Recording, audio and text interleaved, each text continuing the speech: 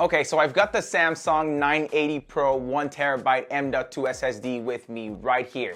This time it's got Heatsink. I don't know if you've seen my video from when PlayStation first released the update unlocking the M.2 SSD storage location inside of PS5, but basically what I did was I installed this same drive except without a heatsink. So I used a different heatsink from a different, company, a low profile heatsink, and that increased how long it took, to get it inside the console. But now Samsung has released their own M.2 SSD with heatsink. So this is designed to make your life a lot easier. So the thing with this one is that you don't need to put a heatsink on it anymore. So that step is completely eliminated.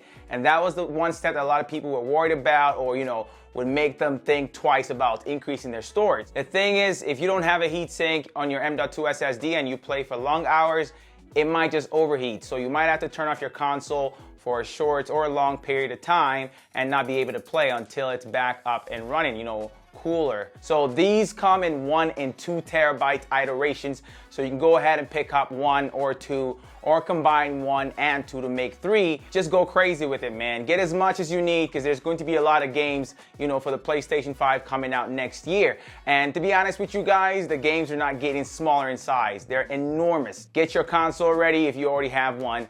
And I'll show you guys how quickly it is to install one of these and show you how, much storage you get afterwards. I'd like to give a big shout out to Samsung, who has sponsored this video right here and provided this beautiful 1 terabyte M.2 SSD. There's going to be a link in the description as well as the pinned comment for you guys to go ahead and check prices on these guys right here. All right, so I've got the PlayStation in front of me right now, and I'm going to open it up and install this Samsung 980 Pro with heatsink. What you want to do first before you go ahead and open it up is make sure you don't have your vertical stand on. If you do have that on, all you have to do is take it off using a flathead screwdriver. And in order to take off the plate, what you want to do is make sure that you have your power button on your left side and facing away from you. So you get it off this way and you're good. So don't take it off upwards, slide it off sideways and just basically to your left. Now we have access to the storage space. I don't know if you guys can see that right there, but it's honestly looking clean. I love how clean and compact it looks.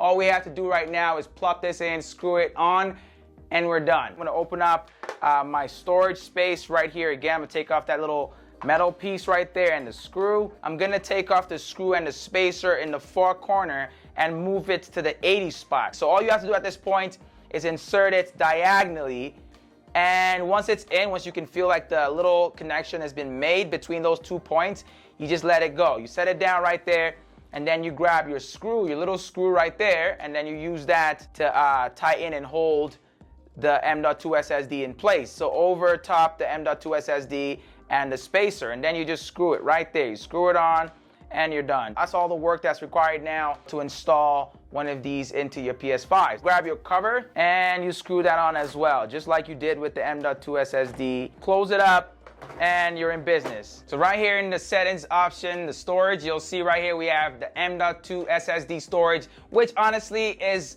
very useful because the console storage is only about 667 gigabytes. So even having just 1 terabyte of extra storage seems like, the way to go. And as you can see, it says it right there, Samsung 980 Pro with heatsink, 1 terabyte. So go ahead and pick this up. There's going to be links in the description. Make sure to go ahead and check it out if you're looking for extra storage. But that's all I've got for you guys in this video. I hope you guys found this useful or at least enjoyed it. If you did, you already know what to do. Make sure to hit that like button, subscribe if you're new to the channel, and I will catch you guys in my next video. It's Midas, and I'm out, y'all.